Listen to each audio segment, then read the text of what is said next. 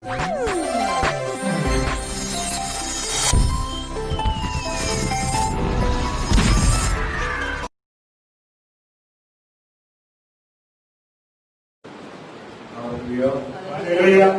நம்மோடு கூட இருக்கிறார்.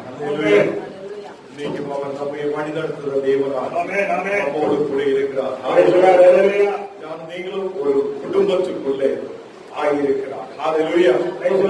இன்னைக்கு நானும் நீங்களும் பார்க்கும்போது ஓரோ இடத்திலும் ஹஸ்பண்ட், வைஃப், பிள்ளைகள் எல்லாமே இருக்கிறார். அந்த நாடுகளில் அப்படிப்பட்ட ஒரு குடும்ப வாழ்க்கையில் எல்லா மக்களுக்கும் ஆண்டவர் கொடுத்திருக்கிறார். அல்லேலூயா. இந்த மாதிரி இருக்கும்போது கர்த்தர் வார்த்தை நம்மோடு கூட சிலது பேசப்படுகிறார். அல்லேலூயா. எபேசியர் 5ஆம் அதிகாரம் அவருடைய 22, 23 வசனம். எபேசியர் 5ஆம் அதிகாரம் 22, 23 வசனம் வாசி. மனைவிகளே, கர்த்தருக்கு கீழ்ப்படிகிறது போல உங்கள் சொந்த புருஷனுக்கும் கீழ்ப்படியுங்கள். கிறிஸ்து சபைக்கு தலையாய் இருக்கிறது போல புருஷனும் மனைவிக்கு தலையாய் இருக்கிறார். அவரே சரீரத்துக்கும் இரட்சகராய் இருக்கிறார். இந்த நாடுகளில் இந்த இடத்தில் கர்த்தர் நம்மோடு கூட குடும்ப வாழ்க்கையில் ஆயிருக்குதா என்னோடும் உங்களோடும் எல்லா மக்களோடும் கூட பேசுறது. இன்னைக்கு ஞானிகளும் கர்த்தருடைய குடும்பமாய் ஒரு நல்ல குடும்பமாய் திரு குடும்பமாய் நாம் ஆயிருக்கும் போது இன்னைக்கு மனைவிமார் தங்களுடைய யாருக்கு கீழ்ப்படணும்? சொந்த புருஷன்மாருக்கு கீழ்ப்படணும் என்று கர்த்தர் சொல்லுகிறார்.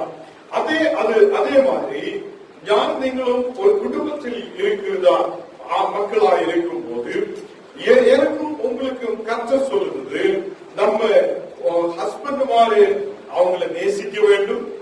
அவங்க தங்களுடைய மனைவிமார் ஹஸ்பண்ட் மாறு என்ன பண்ணணும், புருஷன் மாறு அவங்களை என்ன பண்ணணும், கனம் பண்ணணும் என்னும் கர்த்தருடைய வார்த்தையை பேசுகிறார். அல்லேலூயா. இந்த நாடுகளில் ஆண்டவர் வசனத்தால் நம்மை பலப்படுத்துறது. மனைவிமாறு நம்முடைய புருஷன்மாருக்கு சொந்த புருஷனுக்கு என்ன பண்ணணும், கீழ்ப்படணும் என்று சொல்லுகிறார். அல்லேலூயா. அது எப்படி? இயேசு தம்முடைய சரீரமான சபைக்கு தலையாகுவது போல புருஷன்மார் என்ன புருஷன் சொந்த புருஷன் என்ன இருக்குது, உங்களுக்கு தலையாயிருக்கிறார். அல்லேலூயா.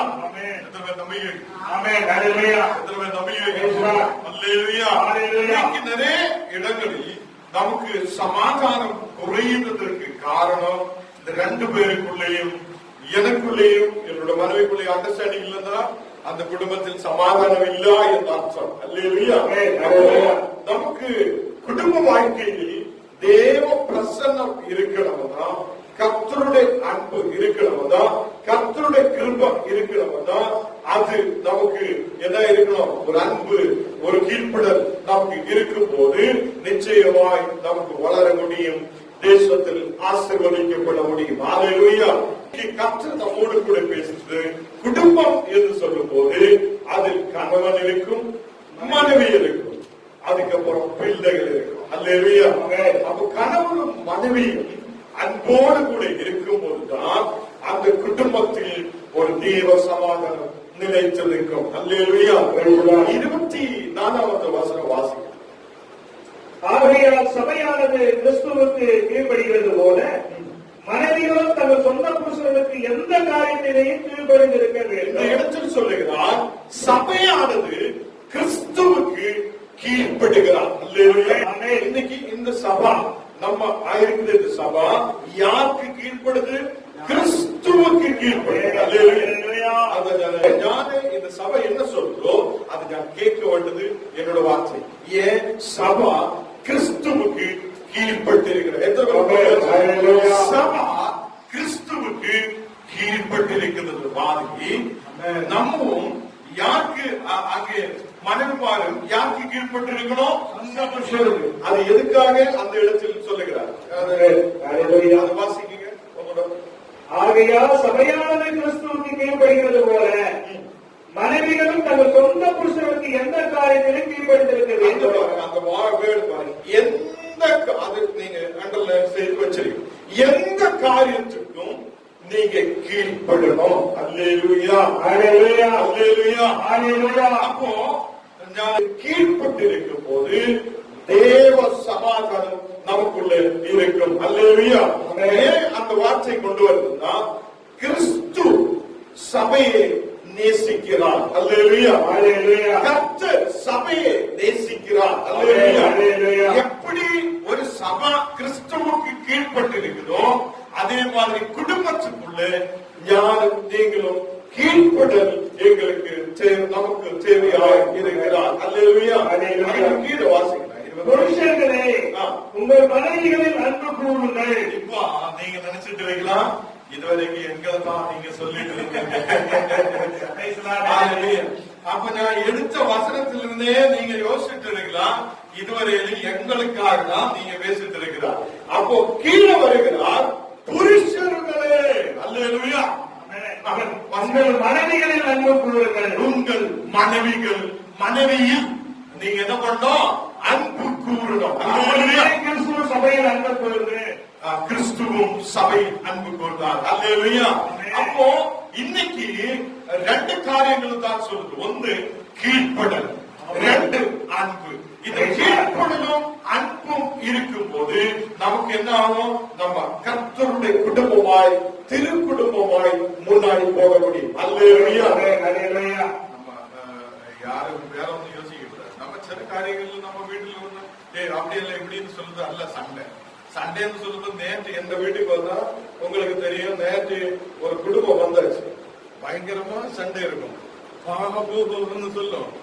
அதுக்கப்புறம் ரெண்டு பேரும் சேர முடியாத தூரமா 2, 3, 4 நாளுகள் அப்படியே இருக்கும். அதுதான் சண்டை. அல்லேலூயா. நம்ம ஏதோ டிஸ்கஷன் பண்ணுறதோ பேசுறதோ அல்ல சண்டை. அல்லேலூயா. உங்களுக்கு புரிஞ்சிருக்கும், விஷயங்கள் புரியுதுல்ல?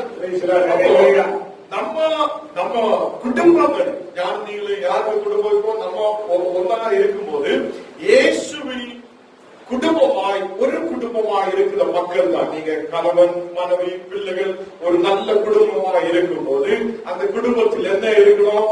கீழ்ப்படல் இருக்கணும். என்ன இருக்கணும்? கீழ்ப்படுகிறது. அதுக்கப்புறம் அன்பு இருக்கணும். அப்ப புருஷன்மார்கிட்ட என்ன சொல்லி இருக்குன்னா, நீங்க உங்களோட சொந்த மனைவியை நீங்க என்ன பண்ணணும்? அன்பு கூறணும். அல்லேலூயா. என்ன சொல்லியா? நீங்க அவங்கள்ட்ட அன்பா பேசணும். அல்லேலூயா.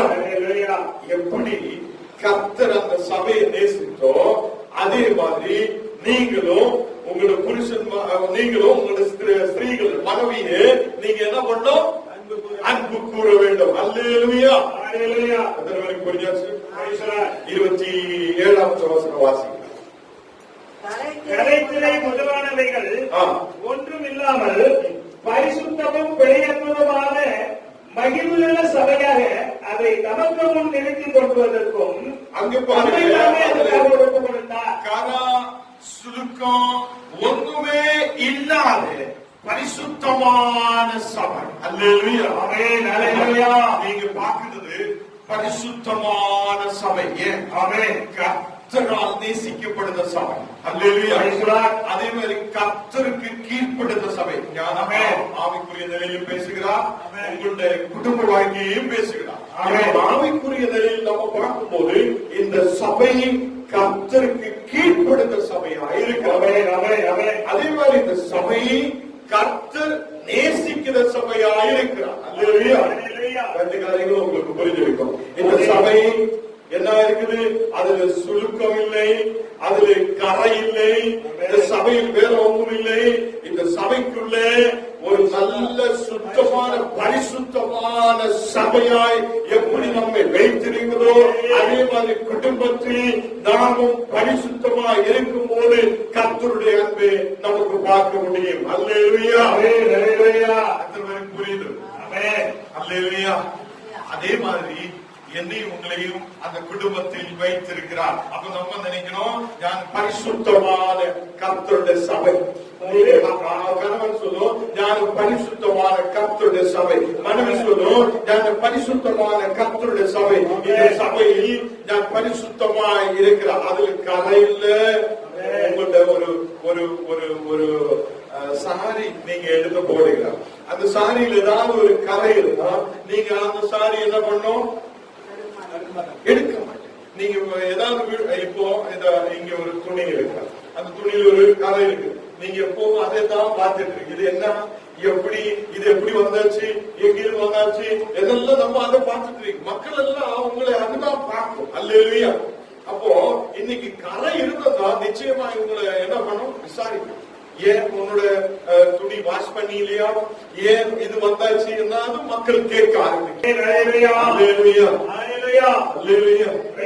எல்லாரும் புரிஞ்ச சில விஷயம். அப்போ ஒரு குடும்பத்துக்குள்ள ரெண்டு தரமான குடும்பம் இருக்கு. ஒன்னு கர்த்தருடைய குடும்பம், ஒன்னு உலகத்தாருடைய குடும்பம். ஒரு கர்த்தருடைய குடும்பங்களில் எப்பொழுதும் கீழ்ப்படல் இருக்கும், எப்பொழுதும் அன்பு இருக்கும், எப்பொழுதும் சமாதானம் இருக்கும். அல்லேலூயா. அங்கே நல்ல ஜெப வாழ்க்கையும் நல்ல செழிப்பான ஒரு நல்ல வாழ்க்கையும் அங்கே இருக்கும். அல்லேலூயா. அங்கே பரிசுத்தமான வாழ்க்கை இருக்கும். ஒரு பெரிய விஷயம் என்ன? பரிசுத்தமான சபை. அல்லேலூயா. உங்களோட சபை எப்படி பரிசுத்தமாய் இருக்குதோ அப்படியே நீங்களும் பரிசுத்தமாய் இருக்கணும். ஏன்? கர்த்தர் சபையை நேசிக்கிறார், சபை கர்த்தருக்கு கீழ்பட்டிருக்கிறார். அதே மாதிரி நீங்க கர்த்தருக்கு கீழ்பட்டிருக்கணும், நீங்க உங்களை கர்த்தர் நேசிக்கிறார். இதுதான் அதுக்கு கீழே நம்ம வாசிக்கிறோம் 28வது வசனம். அப்படியே புருஷர்களும் தங்கள் மனைவிகளை தங்கள் சொந்த சரீரங்களாக பாவித்து அவர்களை அன்பு கூற வேண்டும். இந்த இடத்தில் சொல்லுகிறார், அப்படியே புருஷர்கள் சொந்த மனைவியை எப்படி தம்மோட சரீரத்தை எப்படி பார்க்குதோ அதே மாதிரி அவங்களையும் நீங்க கவனிக்க வேண்டும், நேசிக்க வேண்டும். அல்லேலூயா. அல்லேலூயா. அல்லேலூயா. அல்லேலூயா. அவனோ நேசிக்க வேண்டும் என்று கர்த்தருடைய வார்த்தை சொல்லுகிறார். அல்லேலூயா. நீங்க சொல்லுறாங்க, ஐயா சொல்லுறாங்க, அவ்வளவு வயதாக ஆயிடுச்சு, இனி எங்க போய் நேசிக்க போகிறா? அப்படி கிடையாது. நீங்க எந்த ஏஜில் இருக்குது ஆளாகட்டும், எந்த வயசா இருக்குது ஆளாகட்டும், உங்களோட மனைவி என்னது மனைவிதான், கடைசி வரைக்கும் மனைவிதான். அல்லேலூயா. கர்த்தருடைய வார்த்தை உங்களுக்கு சொல்லுகிறார். ஆண்டவர் சொல்லுது, கடைசி வரை உன்னுடைய சரீரத்தை போல அவங்களையும் நீ நேசிக்க வேண்டும். அல்லேலூயா. எத்தனை பேருக்கு இதெல்லாம் புரியுது? அல்லேலூயா. எத்தனை பேருக்கு புரியுது? அல்லேலூயா. என்ன கேட்டு இருக்கிற எல்லாரும் வீட்டுக்கு போயிட்டு நீங்க சொல்ல போகுது, நான் பரிசுத்தமான சபை, நான் பரிசுத்தமான சபை, என்னோட குடும்பம் நல்ல குடும்பமா இருக்கிறார், என்னோட குடும்பத்தில் கீழ்ப்படல் இருக்கணும், என்னுடைய குடும்பத்தில் அன்பு இருக்கணும், என்னுடைய குடும்பத்தை கர்த்தர் நேசிக்கணும். அல்லேலூயா. புரியுது? அப்போ இந்த சரீரத்தை நம்ம காலையில் எழுப்பி என்னென்ன பண்ணும்? சரீரத்தை குளிக்கும், நல்ல ட்ரெஸ் போடும், நம்ம சரீரத்திலே பவுடர் போடும், கிரீம் போடும், ஸ்ப்ரே போடும். இதெல்லாம் நம்ம உடம்புக்காக எல்லாமே நம்ம நல்லா இருக்கணும்னு நினைக்கும் போது புருஷன்மார்கிட்ட சொல்லுகிறார், எங்ககிட்ட சொல்லுகிறார், நம்ம மனைவியும் நீ எப்படி எல்லாம் அழைக்கப்படுத்ததோ அதே மாதிரி அவங்களும் இருக்கணும்னு நினைக்கணும். அதே மாதிரி அங்கேயும் நம்ம மனைவி என்ன பண்ணணும்? தன் புருஷன் நல்லா இருக்கணும், சுழுக்கம் இல்லாத, கரை இல்லாத, நல்லபடி பரிசுத்தமாய் முன்னாடி போகணும், அவங்களும் நேசிக்கணும், அவங்களும் அதை யோசிக்கணும். அல்லேலூயா. எத்தனை பேருக்கு புரியுது? எத்தனை பேருக்கு புரியுது? அல்லேலூயா. அப்போ அதுக்கு கீழே உள்ள வசனங்களை வாசி. தன் மனைவி அன்பு கூறுகிறவன் தன்னைத்தான் அன்பு கூறுகிறான், தன் சொந்த மாம்சத்தை பகைத்தவன் ஒருவனும் இல்லையே. கர்த்தர் சபையை கோஷித்து காப்பாற்றுகிறது போல ஒவ்வொருவரும் தன் மாம்சத்தை கோஷித்து காப்பாற்றுகிறார். இங்கே யாரும் தம்முடைய சரீரத்தை எனக்கு இந்த சரீரம் வேண்டாம்னு சொல்லி தூக்கி போட்டது கிடையாது. எல்லாரும் தம்முடைய சரீரத்தில் இருக்கிறார். அதே மாதிரி கிறிஸ்துவும் அதுதான் செய்திருக்கிறார். இந்த இடத்தில் சொல்லுகிறார், நம்ம சரீரத்தை போஷிப்பித்து நம்ம வழிநடத்திட்டு இருக்கிறார். அல்லேலூயா. அல்லேலூயா. அல்லேலூயா. அல்லேலூயா. 30வது வசனம் வாசிக்கும் போது, நாம் அவருடைய சரீரத்தின் அவயவங்களாயும், நாம் அவருடைய சரீரத்தின் அவயவங்களாய் இருக்கிறார். அவருடைய மாம்சத்திற்கும் அவருடைய எலும்புகளுக்கும் உரியவர்களாயும் இருக்கிறோம். இது நிமித்தம் மனுஷன் தன் தகப்பனையும் தன் தாயை வைத்து தன் மனைவியுடன் சேர்ந்து இருவரும் ஒரே மாம்சமாய் இருப்பார்கள். அங்கே சொல்லுகிறார், புருஷன் தாயையும் தகப்பனையும் விட்டு யாருக்கிட்ட சேரும்? மனைவியிடம் சேரும். அல்லேலூயா, அல்லேலூயா, அல்லேலூயா. எத்தனை பேருக்கு புரியுது? ஆமென். எத்தனை பேருக்கு புரியுது? இன்னைக்கு நாம் தகப்பனையும் தாயும் விட்டு கணவன் மனைவியோடு சேரும் എന്നുള്ള வார்த்தை நமக்கு தெரியும். ஏன்? அவங்க ஒரு சரீரமாக இருக்கிறார். அல்லேலூயா. ஒரு சரீரம் சபைக்குள்ள இருக்கிற எல்லாருக்கும் இன்னைக்கு கர்த்தர் பேசுறதுன்னா கணவனும் மனைவி ஒரு சரீரமாய் இருக்கிறார். அல்லேலூயா. அதனால ஒரு கீழ்ப்படல் இருக்கும், அன்பு இருக்கும், ஒரு ஐக்கியம் இருக்கும், அந்த குடும்பத்தில் ஒரு பரிசுத்தமான வாழ்க்கை இருக்கும். அல்லேலூயா, அல்லேலூயா, அல்லேலூயா. அதே மாதிரி நம்ம இப்போ ப்ராவர்ப்ஸ் இருக்குமா? நீதிமொழிகள் 31 அதோட 10வது வசனம்.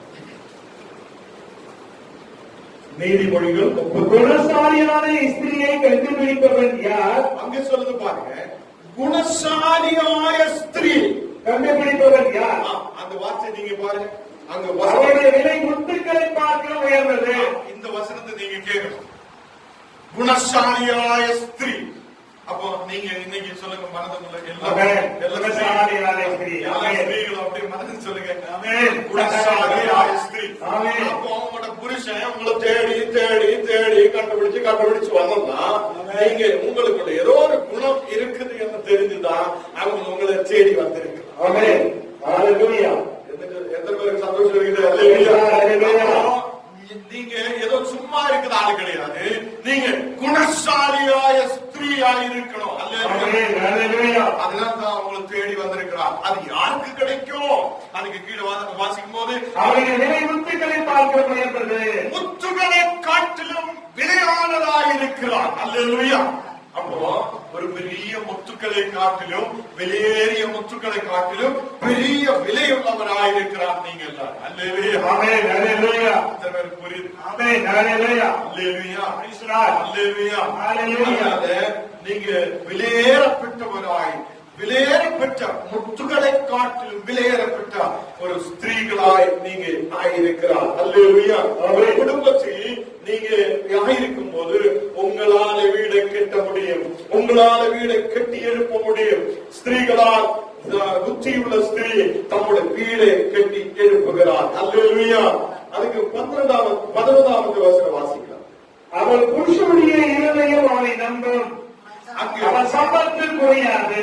அங்கு அந்த இடத்தில் சொல்லுகிறார், புருஷனுடைய ஹிருதயம் அவளை நம்பும். அல்லேலூயா. இன்னைக்கு இங்க இருக்கிற எல்லாரும் நம்ம கேட்கிற எல்லாரும் இன்னைக்கு என்னதான் புருஷனுடைய ஹிருதயம் அந்த ஸ்திரீய நம்பிக்கை வைக்கணும். அல்லேலூயா.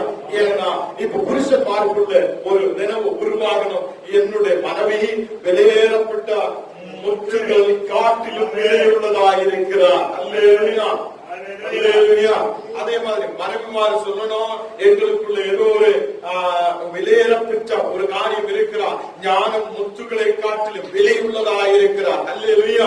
நிறைய பேர் யோசிக்கலாம், ஓ குடும்பத்தில் நீ என்ன இருக்கிறார், நாங்க எப்படி வாழோம், எப்படி முன்னாடி போகும், எங்களுக்கு என்ன இருக்கிறார் என்னெல்லாம் கேட்கும் போது நீங்களே விலையேறப்பட்ட முற்றுகளை காட்டிலும் விலையேறப்பட்டதாயிருக்கிறார். உங்களுடைய குடும்பத்தில் எல்லாவித ஐஸ்வர்யங்களும் உங்களாலும் வர முடியும், உண்டு பண்ண முடியும். கர்த்தருடைய சமாதானத்தில் இருக்கும் போது நிச்சயமாய் பெரிய ஆசீர்வாதத்தை ஞான நீங்களும் பார்க்க முடியும். அல்லேலூயா. 12வது வசனம் வாசி. அவர் உயிரோடு இருக்கிற நாளெல்லாம் அவனுக்கு தீமையை அல்ல நன்மையே செய்கிறார். அந்த ஸ்திரீ உயிரோட இருக்கிற நாள் வரைக்கும் அவனுக்கு தம்முடைய புருஷனுக்கு என்ன செய்யும்? நன்மை தான் செய்துட்டு இருக்கும். அல்லேலூயா. அப்போ ஒரு நன்மை செய்த ஸ்திரீயாய் எனக்கு உங்களுக்கும் வாழ முடியுதா என்று நம்ம நினைக்கிறோம். இன்னைக்கு நீங்க டிசிஷன் எடுக்கணும். இன்னைக்கு நீங்க சொல்லணும், என்னோட புருஷனுக்கு நன்மை செய்த என்னோட புருஷனுக்கு நன்மை செய்த ஒரு மனைவியாய் நான் முன்னாடி போவோம். அல்லேலூயா. கர்த்தருடைய வார்த்தை சொல்லுது, நீங்க விலையேறப்பட்ட முத்துகளை காட்டிலும் நீங்க நல்ல நல்ல ஒரு விலையேறப்பட்ட ஒரு ஆளாய் உங்களை கர்த்தர் வைத்திருக்கிறார். அல்லேலூயா. 15வது வசனம் வாசிக்கிறோம். இருட்டோடு எழுந்து தன் வீட்டாருக்கு ஆகாரம் கொடுத்து. நீங்க காலையில எழுப்பணும். யாரு? விலையேறப்பட்ட முத்து. விலையேறப்பட்ட முத்து இருட்டோடு எழுப்பணும். 9 மணிக்கு எழுப்பியா விலையேறப்பட்ட முத்து கிடையாது. நீங்க விலையேறப்பட்ட முத்துன்னா விடிகாலையில எழுப்பி சாப்பாடு கொடுக்குதவங்களாய் இருக்கணும். ஆகாரம் கொடுத்து தன் வேலைக்காரர்களுக்கு பணியாளிக்கிறார். வேலைக்காரிகளுக்கு அப்போ இந்த நாடுகளில் கர்த்தருடைய வார்த்தை சொல்லுது, நீங்க காலையிலே எழும்பி ஆகாரத்தை கொடுக்கிறவங்களாய் நீங்க ஆயிருக்கணும். 14வது வாசகத்தில் சொல்லுகிறார், அவர் வியாபார கப்பலை போல இருக்கிறார். தூரத்திலிருந்து தன் ஆகாரத்தை கொண்டு வருகிறார். எவ்வளவு தூரத்தில் இருந்தாலும் ஸ்திரீ ஆகாரத்தை கொண்டு வருகிறவராயிருக்கிறார். அல்லேலூயா. அல்லேலூயா. அப்போ நம்ம வீட்டுல ஸ்திரீ, நம்ம வீட்டுல மனைவி அப்படியே கொஞ்சம் பலவீனமாக படுத்துட்டு இருந்தா நம்ம வீட்டுல சாப்பாடு வராது. அல்லேலூயா. அப்போ எவ்வளவு தூரத்தில் இருந்தாலும் அவங்களுக்குள்ள எங்களுடைய பிள்ளைகளுக்கு ஆகாரம் இருக்கணும். எங்களுடைய ஹஸ்பண்டுக்கு அதே கணவனுக்கு ஆகாரம் இருக்கணும்னு சொல்லி எவ்வளவு தூரமா போயாலும் தூரத்தில் இருந்தாலும் ஆகாரம் கொண்டு வரும். அல்லேலூயா. இல்ல வீட்டில் இருக்கிறவங்க அப்படியே விடிகாலையில எழுப்பி அங்கு ஆகாரத்தை உருவாக்குற வேலையில் ஆயிருக்கும். அல்லேலூயா. ஸ்திரீகளா இருக்குதா நீங்க சொல்லணும், ஆண்டவரே நான் என்னோட குடும்பத்தில் கீழ்ப்படுதோடு இருக்கும், அன்போடு இருக்கும், என்னோட குடும்பத்தில் ஆகாரத்தை உண்டு பண்ணுத மக்களாய் நாங்கள் இருக்கோம். அல்லேலூயா. அல்லேலூயா. அல்லேலூயா. அங்கு 16வது வசனம், ஒரு வயலை விசாரித்து அதை வாங்குகிறார், தன் கைகளின் சம்பாத்தியத்தினால் திராட்சை தோட்டத்தை காத்துகிறார். ஸ்திரீகள் ஏதோ சிம்பிளான மக்கள் கிடையாது. இங்க வசனம் சொல்லுகிறார், நீங்க நினைக்கிற புருஷன் வாங்கணும்னு நினைக்கிறீங்க. இந்த இடத்தில் சொல்லுகிறார், அந்த ஸ்திரீகள் என்ன செய்யறா, ஒரு நிலத்தை பார்த்தா அந்த நிலத்தை வாங்கிட்டு தான் அவங்க வாங்கிட்டு தான் உட்காரு. அப்போ யாரு வாங்கணும்? ஸ்திரீகளுக்குள்ள ஒரு நீங்க ஒரு நிலத்தை அப்படித்தான வசனம் எழுதிருக்கு, வேற ஏதாவது எழுதிருக்க? அந்த நிலத்தை அது எப்படியாலும் வாங்கணும் ஒரு ஆசை அவங்களுக்குள்ள இருக்கும். அவங்க அது வாங்கி இருக்கும். அல்லேலூயா. கரெக்டுதான். இன்னும் நீங்க என்ன பண்றது? சாப்பாடு மட்டும் வெடிகாலையில் எழுப்பி நீங்க சமைக்கணும். வீடு என்னடா நிலம் பார்த்து எனக்கு ஒண்ணு வேண்டாம், நாங்க சாப்பாடு மட்டும் சமைக்கிற வேலை, மீதி எல்லாம் ஹஸ்பண்டுக்கு தான் இருக்கட்டும் அப்படி நினைக்க கூடாது. இன்னைக்கு உங்களோட புத்திகளை கர்த்தர் துறக்கிறார். அல்லேலூயா. அந்த நல்ல புத்தி உள்ள நல்ல விலையேறப்பட்ட புத்தாயிருக்கிற ஸ்திரீ நிச்சயமாய் ஒரு நிலத்தை பார்த்தா அதை பார்வையில் வைக்கும், இது வாங்கித்தான் ஆகணும்னு நினைக்கும். அது நீங்க வாங்கி இருக்கும். அல்லேலூயா. புரியுது? இரண்டாவது அதுக்கு கீழே வாசிக்கும் போது அந்த 16 திராட்சை தோட்டத்தை உருவாக்குகிற ஒரு ஸ்திரீ. அல்லேலூயா. அல்லேலூயா. அப்போ நீங்க இன்னிலிருந்து நீங்க சொல்லணும், யாரு என்னோட வீட்டு பக்கத்தில் தோட்டங்களை உருவாக்கும். அல்லேலூயா. எத்தனை பேருக்கு என்னோட மனைவி காலையில் எழுப்பி ரொம்ப நாள் முன்னாடி ஏதோ பயர் அப்படியே போட்டு வச்சு கொஞ்ச நாள் கிடைக்கும், டெய்லி அதுல இருந்து இவ்வளவு கிடைக்கும், மேல உள்ளவங்களுக்கு கொடுக்கும், நம்ம கிடைக்கும். அப்போ பாருங்க, ஒரு தோட்டத்தை உண்டு பண்ணும் போது நமக்கு சாப்பாடு இருப்பாங்க. புத்தி வருதா? இப்போ உங்களோட புத்திகள் வருதா? அப்ப நம்ம ஏதோ ஒரு 4 பயிர் போட்டாச்சு, அது அப்படியே நமக்கு தேவை. இப்போ பாவகை எல்லாம் நிறைய வந்தாச்சு. அப்ப அதெல்லாம் பார்க்கும்போது நமக்கு செய்ய முடியும். நம்ம பார்க்குற நிலங்களை நீங்க நினைச்சோம்னா அது உங்களுக்கு சொந்தமாய் வரும். யாருக்கு? விலையேறப்பட்ட முத்துகளுக்கு. அல்லேலூயா. அப்ப நீங்க விலையேறப்பட்ட முத்தா இருக்குதா இல்லையா? அல்லேலூயா. அதுக்கு கீழே ஒரே ஒரு வாசகம். தன்னை பலத்தால் இடைகட்டி கொண்டு தன் கைகளை பலப்படுத்துகிறார். அவங்கள சொந்தமாய் அவங்கள பலப்படுத்துறவங்களாய் இருக்கிறார். அல்லேலூயா, அல்லேலூயா. பலப்படுத்துறவங்களாய் நாம் முன்னாடி போக வேண்டும். அல்லேலூயா. இந்த நாளுகளில் அதுக்கு கீழே அவரே சொல்லுகிறார். நமக்கு டைம் இல்ல, நீங்க வீட்டில் இருந்து வாசிச்சு அதெல்லாம் வாசிச்சு எடுக்கலாம். அங்கே அதுக்கு 30-31 வாசி. சௌந்தரியம் மஞ்சளை உள்ளது, அழகும் நீ கர்த்தருக்கு பயப்படுகிற ஸ்திரியே புகழப்படுவார். அங்கே புகழப்படுத ஒரு ஸ்திரீயாய் நீங்க இருக்கும். எப்படி கர்த்தருக்கு பயப்படுத ஸ்திரீயோ புகழ்ச்சி உள்ள ஒரு ஸ்திரீயாய் மாறும். அல்லேலூயா, ஆமென். அப்ப நீங்க இன்னில இருந்து என்ன பண்ணணும்? கர்த்தருக்கு பயப்படுத ஸ்திரீயாய் மாறும்போது நீங்க வெளியேறப்பட்ட முத்தாய் மாற முடியும். அல்லேலூயா. ஒரு மாற்றம் உங்களுக்கு உருவாகும். வெளியேற்றப்பட்ட முத்தை காட்டிலும் விலையுள்ள ஸ்திரீயாய் உங்களை கர்த்தர் மாற்றுகிறார். அல்லேலூயா. அதுக்கு அது நம்ம சௌந்தரியம், நம்ம அழகு, நமக்கு இருக்குது எல்லாமே என்ன இருக்கு? அது ஒண்ணுமல்ல. கர்த்தருடைய அந்த கர்த்தரை பயப்படுத அந்த பயம் நமக்கு உண்டுன்னா நீங்க தேசத்தில் வளரப்படும், நீங்க தேசத்தில் ஆசீர்வதிக்கப்படும், நீங்க தேசத்தில் புகழ்ச்சி உள்ள ஸ்திரீயாய் மாறும். அதுக்கு கீழ் அவன் கைகளின் பலனை அவருக்கு கொடுங்கள், அவனுடைய செய்கைகள் வாசல்களில் அவனை புகழக்கடவது. இந்த நாடுகளில் அவனுடைய கைகள் இந்த வேலைக்கு ஏற்ற மாதிரி அவங்களுக்கு கொடுங்கள். அல்லேலூயா, ஆமென். அல்லேலூயா. இந்த நாடுகளில் கர்த்தர் நிறைய வாசனங்கள் உங்களுக்கு கொடுத்திருக்கிறார். அல்லேலூயா. ஒரு குடும்பத்துக்குள்ள நல்ல சமாதானம் இருக்கிறவங்க தான் நல்ல கீழ்ப்படல் இருக்கட்டும்.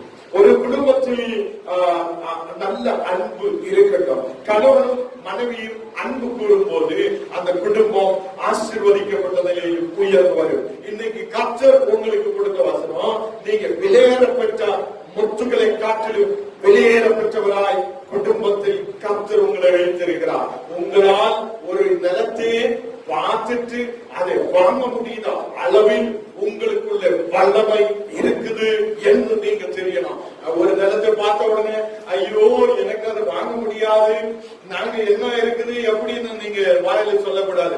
நீங்க அப்ப சொல்லணும், நான் வெளியேறப்பட்ட முத்துகளை காட்டிலும் வெளியேறப்பட்டவளா இருக்கிறார். அதே மாதிரி காலையிலே எழும்பி அந்த குடும்பத்துக்கு தேவையானது உண்டு பண்ணதா, சாப்பாடை உருவாக்குதா ஒரு ஸ்திரீயாய் கர்த்தர் உங்களை மாற்றும். அல்லேலூயா. அதே மாதிரி கணவன்மாரே, இன்னைக்கு கர்த்தர் நீங்க அன்புள்ளவராய் மாறும் போது குடும்பத்தில் ஒரு நல்ல ஐக்கியம் சமாதானம் இருக்கும். அதை கர்த்தர் ஒரு திரு குடும்பமாய், நான் எப்போ சொல்லும் போது திரு என்று சொல்லியாச்சு, நீங்க என்ன சொல்லும் போது குடும்பம் சொல்லும். இன்னைக்கு நமக்கு கர்த்தருக்கு கொடுக்கிற அதே கணம் அந்த குடும்பத்துக்கும் இருக்கிறார். அதனால திரு குடும்பம். அல்லேலூயா. பரிசுத்தமான குடும்பம். அல்லேலூயா. எத்தனை பேருக்கு தெரியும்? நீங்க பரிசுத்தமான குடும்பமாய் உங்களை கர்த்தர் மாற்றினீங்க. ஏன்? கிறிஸ்து அந்த சபையை நேசித்தது மாதிரி, சபா கிறிஸ்துவுக்கு கீழ்பட்டது மாதிரி நீங்கள் வாயிருக்கும் போது தேசத்தில் ஆசீர்வதிக்கப்படும் முடியும். நமக்கு ஜெபிக்கலாம். அல்லேலூயா. கர்த்தரே இந்த நேரத்தில் ஒரு நல்ல வசனத்தை நீ கொடுத்ததுக்காக ஸ்தோத்திரம். இன்னைக்கு நாங்கள் ஒரு குடும்பத்தில் எங்களை வைத்திருக்கிறவர்களாய் கணவனாய் மனைவியாய் ஒரு குடும்பத்தில் வைத்திருக்கும் போது நாங்கள் எப்படி எங்களுடைய வாழ்க்கை முன்னாடி கொண்டு போனோம், நாங்கள் யாரு என்றும் உன்னோட வார்த்தையால் எங்களோடு பேசியதனாய் ஸ்தோத்திரம்.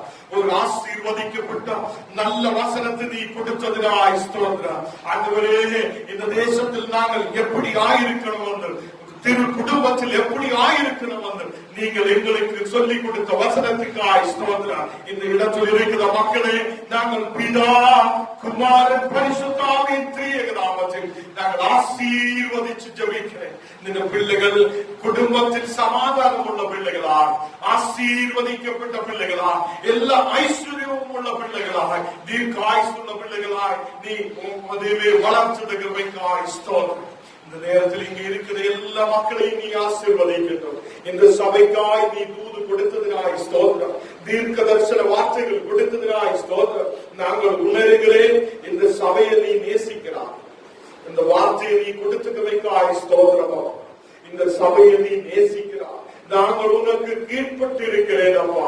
நீ எங்களை வளர வைக்க முடியும் நாங்கள் நம்பிக்கை வைக்கிறேன். வளர்ந்த நாட்களில் இந்த சபை இந்த தேசத்தில் வளர்ந்து பெருகி ஆசீர்வதிக்கப்படும்.